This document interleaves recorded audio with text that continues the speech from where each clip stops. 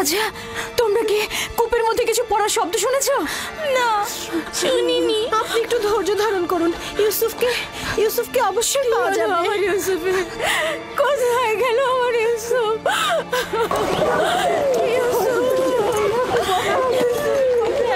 আমার ইউসুফ আমার ইউসুফ কোথায়?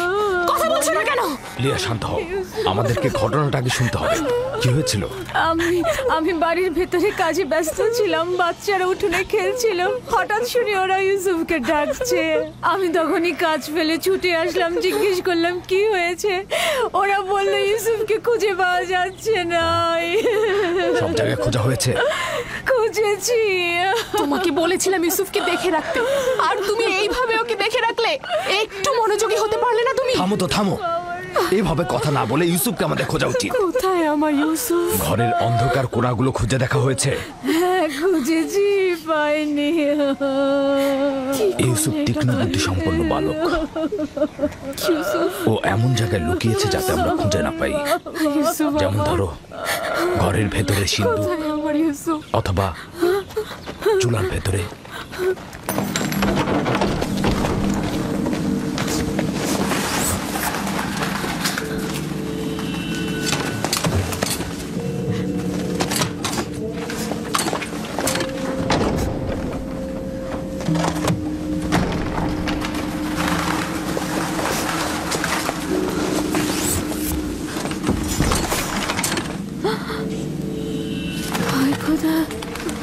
ইউসুফ ইউসুফ, ইউসুফ ইউসুফ, ইউসুফ, উঠে এসো পুত্র আমার, ওঠো।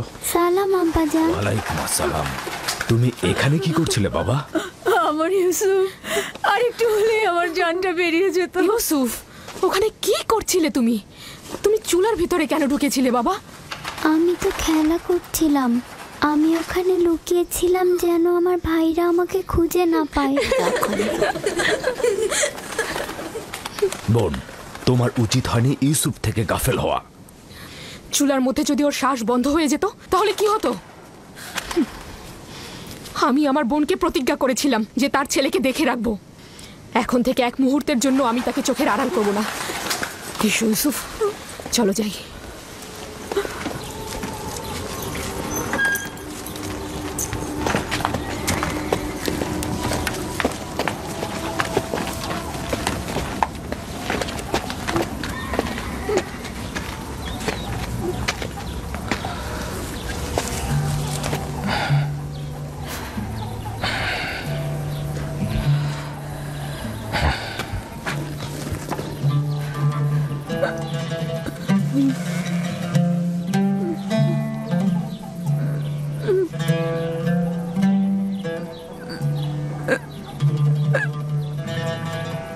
আমি যে আমার ইউসুফকে ছাড়া একদমই বাঁচতে পারবো না।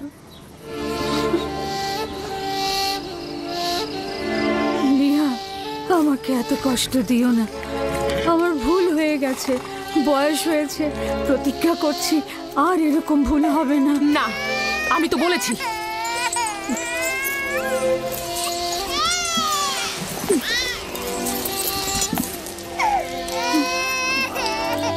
আমি কথা দিচ্ছি এরপর থেকে আরো বেশি মনোযোগী হব।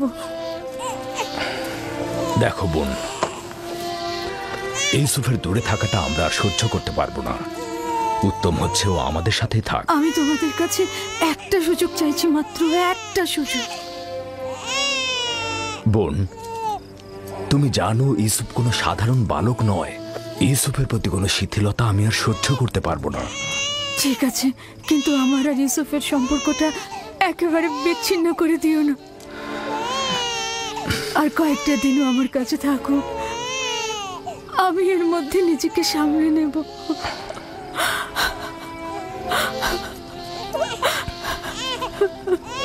আমি তো যা বলার বলেই দিয়েছি। লিয়া,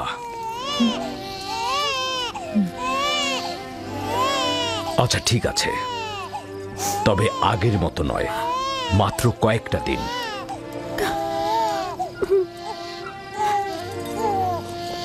শুক্রিয়া ভাই আমার। আমি প্রতিজ্ঞা করছি আমি নিজেই ওকে তোমাদের কাছে ফিরিয়ে দিয়ে যাব। এসো ইউসুফ, লক্ষ্মী বাবা, চলো। তোমাকে অনেক ধন্যবাদ লিয়া, অনেক ধন্যবাদ ভাই আমার। খোদা তোমাদের সহায় হোক। তোমাদের এই দয়া আমি কখনো ভুলবো না।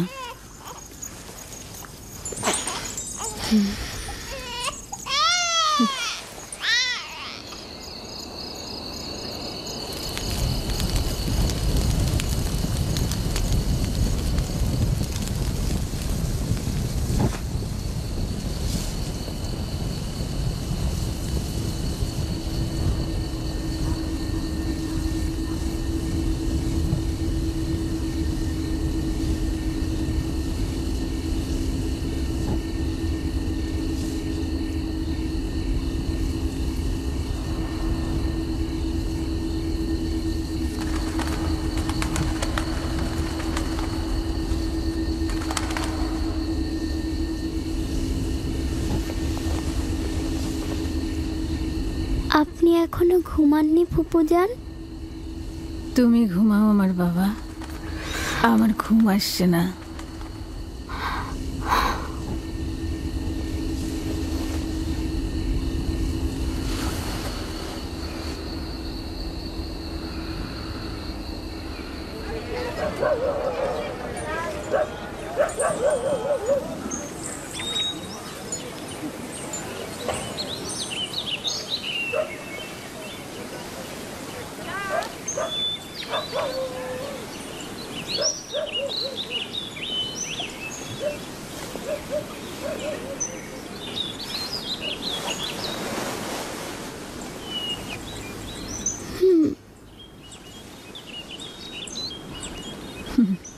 লক্ষ্মী সোনা, ঘুম হয়েছে?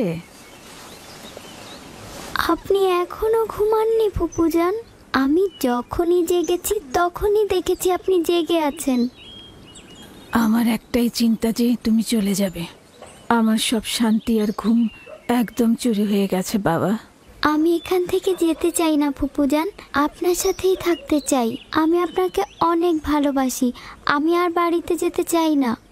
সত্যি বলছো সোনা, তুমি এখানেই থাকবে? আপনাকে আমার মায়ের মতো লাগে ফুপুজান।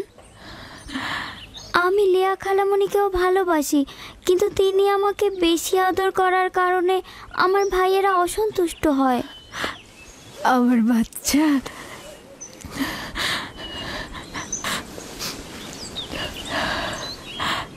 তুমি সত্যি ফুপুজানের কাছে থাকবে বাবা?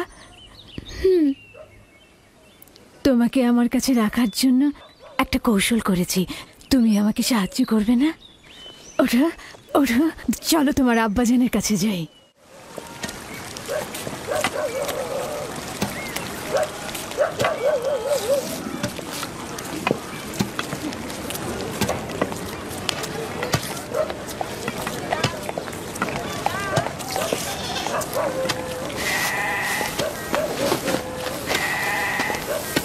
সালাম আব্বাজান। ওয়ালাইকুম আসসালাম পুত্র আমার, এসো।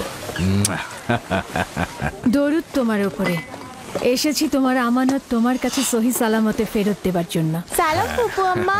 সালাম আমার প্রিয়। তখন তো বলেছিলেন আরো বেশ কয়েকদিন রাখবেন। ইউসুফ, খোশ আমদিদ পুত্র আমার।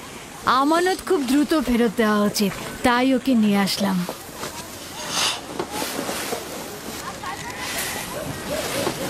মনে হচ্ছে খুশি হওনি, তাহলে ওকে আবার নিয়ে যাই।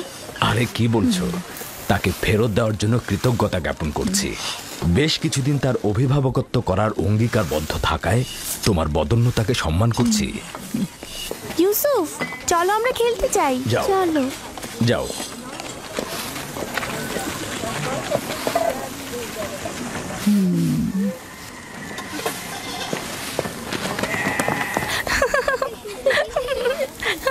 তাহলে এখন আসি। খোদা হাফেজ। খোদা হাফেজ। ইউসুফ আর তার ভাইদের মধ্যে পার্থক্য কি? সবাই কেন তাকে নিয়ে এত মেতে থাকে? এটা তো ভালোভাবেই বোঝা যাচ্ছে। ইয়াকুব আর তার বোন আমাদের বাচ্চাদের থেকে ইউসুফকে বেশি গুরুত্ব দেয়।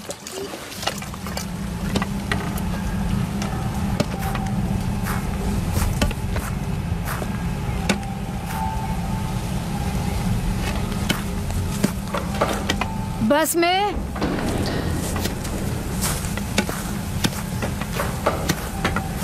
বাস মে জি, কিছু বলবেন? আমার আব্বাজান ইসাক নবীর কোমর বন্ধনীটা খুঁজে পাচ্ছি না। তুমি কি দেখেছো? না। আমার সঙ্গে এসো। হ্যাঁ, বৃদ্ধ ইয়াকিন আর কয়েকজন প্রতিবেশীকে খবর দাও, জলদি এসো।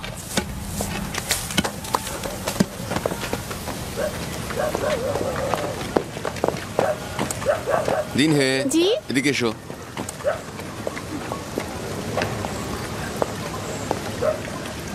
থামো ইয়াহুদা, দ্রুত করো।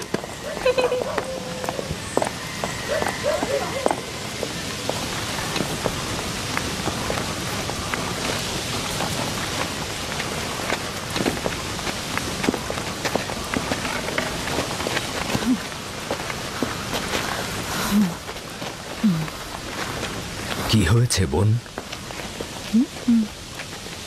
বাসমে, কি হয়েছে? ইসাক নবীর কোমর বন্ধনীটা হারিয়ে গিয়েছে। সব জায়গায় দেখেছো? সব জায়গায় দেখেছি। এটা আব্বাজানের স্মৃতিচিহ্ন ছিল। আমার খুব চিন্তা লাগছে এটা নিয়ে। কোমর বন্ধনীটা মাঝে মাঝে ইউসুফের কোমরে বাঁধতাম। গিয়ে আবারও খোঁজো, অবশ্যই খুঁজে পাবে। সব জায়গায় খুঁজেছি, এমনকি সবাইকে জিজ্ঞাসা করেছি, কিন্তু কোথাও পাচ্ছি না। আচ্ছা, কখন থেকে পাচ্ছ না? তা কি করে বলবো? ইউসুফকে যখন আমি এখানে নিয়ে এলাম তারপর থেকে কোমর বন্ধনীটা পাচ্ছি না। তোমরা কি কেউ কোমর বন্ধনীটি দেখেছো? সম্ভবত ইউসুফ এখানে আসার আগেই কোথাও লুকিয়ে রেখে এসেছে। এমনও তো হতে পারে ইউসুফ আগ্রহের বশবর্তী হয়ে এখানে আসার সময় ওটা নিয়ে এসেছে। তার মানে ইউসুফ চুরি করেছে? সম্ভবত ও ভাবছে আমি ওকে এটা দিয়ে দিয়েছি, এটা ওর। এসব কি বলছো? ইউসুফ এরকম কাজ করতে পারে না। কোমর বন্ধনীটি খুঁজে বের করার জন্য আমি সব জায়গায়, এমনকি সকলকে অনুসন্ধান করব। যতক্ষণ পর্যন্ত না পাবো শান্ত হব না। আপনার ওই জিনিসটা তো শুধু ইউসুফের কোমরেই থাকতো, আমরা এটার ব্যাপারে কিছুই জানি না। খুব ভালো কথা। আমি প্রথমে ইউসুফ থেকে শুরু করব, যাতে কেউ বাহানা করতে না পারে। অনুমতি দিচ্ছ? জানি না কোন চতুরতা তোমার মধ্যে খেলা করছে, তবে যাই হোক, এটা আমাকে খুব কষ্ট দিচ্ছে। চতুরতা? কোনটা চতুরতা? শুনুন সবাই, আমি আমার আব্বাজানের কোমর বন্ধনী হারিয়ে ফেলেছি এবং সেটা খুঁজে পেতে চাইছি। এটা কি চতুরতা? খুবই ভালো কথা, অযথা হইচই করো না। খোঁজো, এক এক করে সবার কাছে খোঁজো, সকল জায়গায় খোঁজো।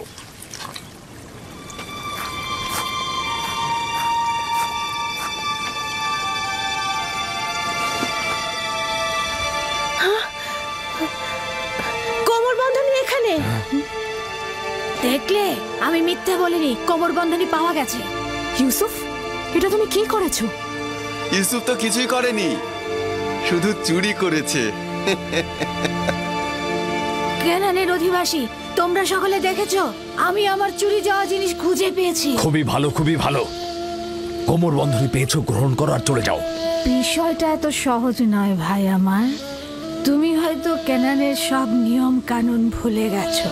এখানকার সকল অধিবাসী নিশ্চয়ই জানেন কেনানের আইন ও ঐতিহ্য অনুযায়ী যদি কেউ চুরির জিনিস খুঁজে পায় তবে চোরকে 4 বছর পর্যন্ত গোলাম হিসেবে রাখতে পারে। আরে বাহ, ইউসুফ তাহলে 4 বছর গোলামি করবে। আমরা সবাই কেনানের ঐতিহ্য জানি, কিন্তু তুমি কি চাও ইউসুফের মতো একটা ছেলে গোলামি খাটবে? আমি এরকম কাজ এক মুহূর্তের জন্য করতে চাই না। কিন্তু তুমি কি এটাই চাও যে কেনানের অধিবাসী তার আইন ও ঐতিহ্য অমান্য করুক?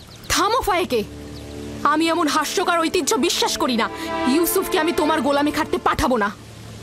তোমাদের মতো পরিবার যদি ক্যানানের আইন ও ঐতিহ্যকে ভুলুণ্ঠিত করে, তাহলে অন্যদের দ্বারা কি আশা করতে পারি? কিন্তু ইউসুফ তো একটা বাচ্চা ছেলে, ও কি করে গোলামি খাটতে পারে? বড় আর ছোটর মধ্যে কোনো পার্থক্য নেই। এই আইন সবার জন্য প্রযোজ্য। আমরাও এটার প্রতি সম্মান জানাবো। আমি জানি এটার মধ্যে চতুরতা লুকিয়ে আছে, কিন্তু প্রমাণ করতে পারছি না। যেহেতু তুমি ইউসুফকে ছাড়বেই না, সেহেতু বাধ্য হচ্ছি তোমার সিদ্ধান্ত মেনে নিতে। আমি চোরের কাছে চুরির মাল খুঁজে পেয়েছি এবং তাকে ছাড়বো না। খোদার বান্দা ও রসুল আমাকে ক্ষমা করবেন, আমার উপর মনক্ষুণ্ণ হবেন না।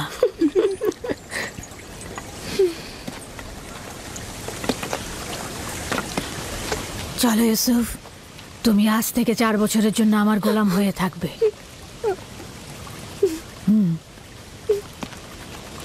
ইউসুফের এত তারিফ আর প্রশংসার ফলাফল এই আদর দিয়ে মাথায় উঠিয়েছে, ফলাফল হাতে নাতে পাওয়া গেল।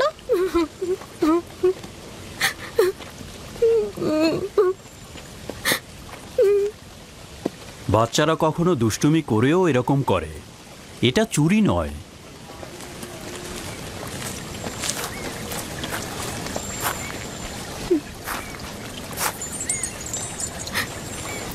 ইউসুফকে কেন যেতে দিলেন? ফায়েক তো ঠিক মতো ইউসুফের দেখাশোনা করতে পারে না। ইউসুফ তো ন্যায্য তো চুরি করেছে, তাছাড়া এর বিপরীতে আমি কোনো প্রমাণও দাঁড় করাতে পারছিলাম না। চিন্তা করো না, ইউসুফ ওখানে ভালোই থাকবে।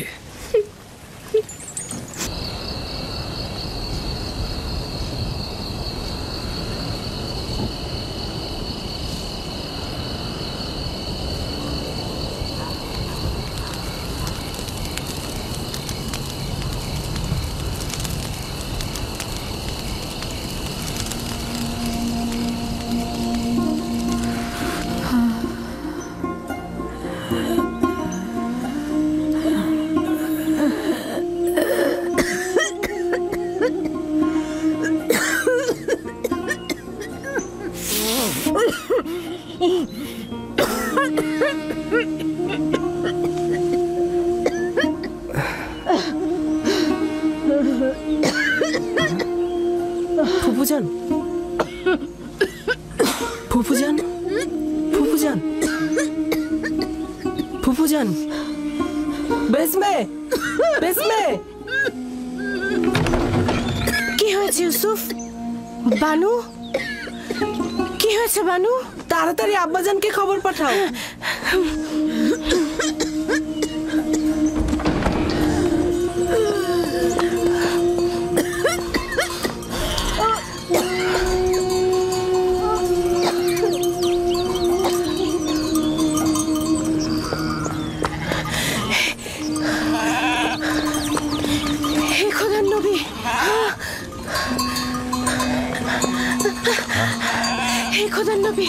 আপনার বোন ফাইকের অবস্থা ভালো না, তাড়াতাড়ি আসুন, তাড়াতাড়ি আসুন।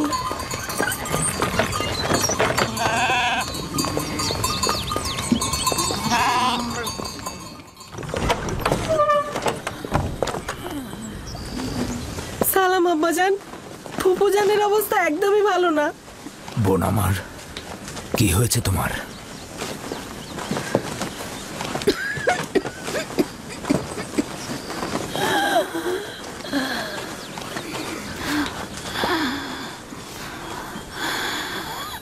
অবশেষে আমার সময় শেষ হয়ে এসেছে। এইসব কি বলছো বোন আমার? তোমার অবস্থা তো ভালোই ছিল, হঠাৎ করে কি হয়ে গেল? অত কিছু তো জানি না, শুধু জানি চলে যাচ্ছে। তাড়াতাড়ি ওনার জন্য হেকিমের ব্যবস্থা করুন, ওনার অবস্থা ভালো নয়। আমি গতকাল থেকে জানি যে আমার আর সময় নেই।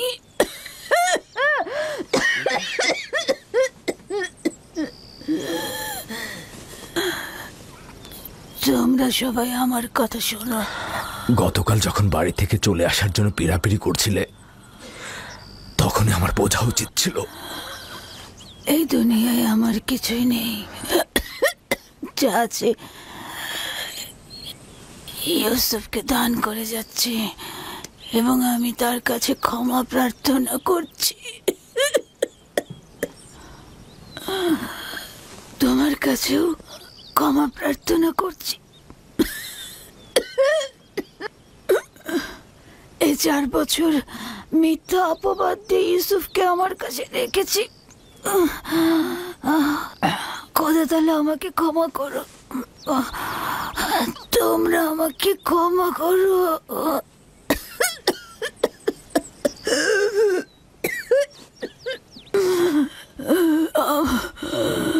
আমার ইউসুফ চোর না।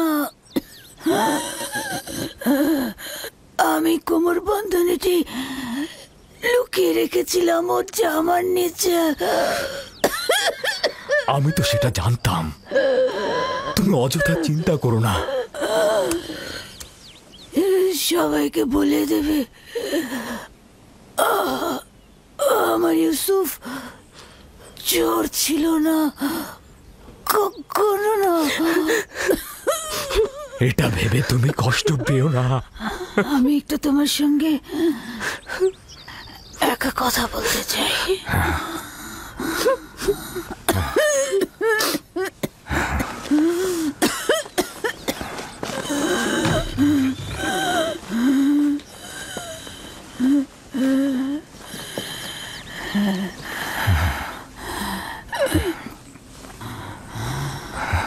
ইউসুফ খোদার আয়াত সমূহের মধ্যে একটি আয়াত। এভাবে কারোর জন্য নিয়ামত রহমত, কারোর জন্য ক্ষতি ও লোকসান। আমি পরশ্রী কাতরতা বিদ্বেষ দেখতে পাচ্ছি। ইউসুফের দিকে লক্ষ্য রেখো, সে নবুয়তের পথে রয়েছে।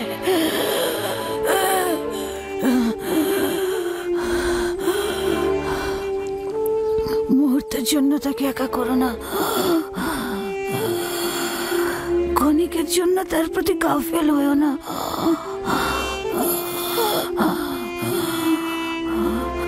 তাকে নিজের সঙ্গে ঘুম পাড়াবে, কোথাও একা পাঠাবে না।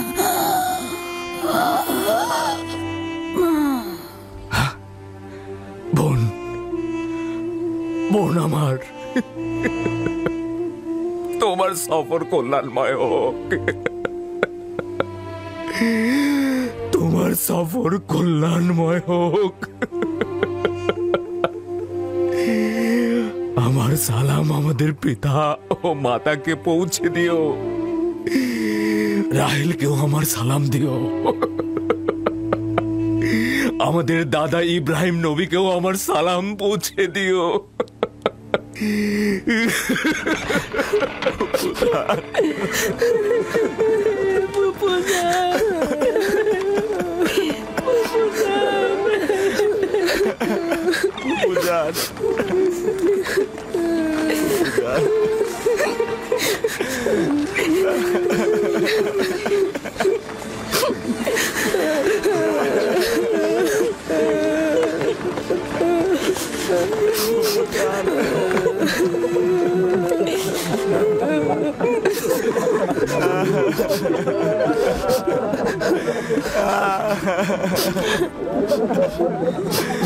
বুঝান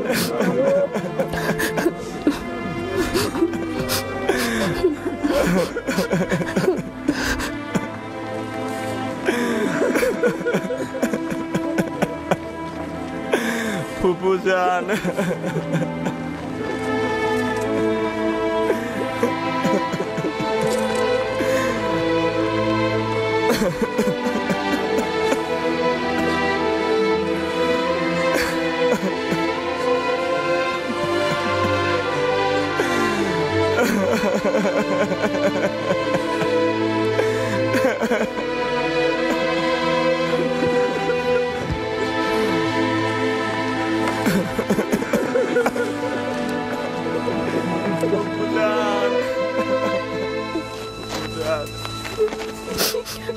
এক খোদা ভিন্ন অন্য কারো কাছে প্রার্থনা করো না এবং শুধুমাত্র তার কাছে আশ্রয় চাও।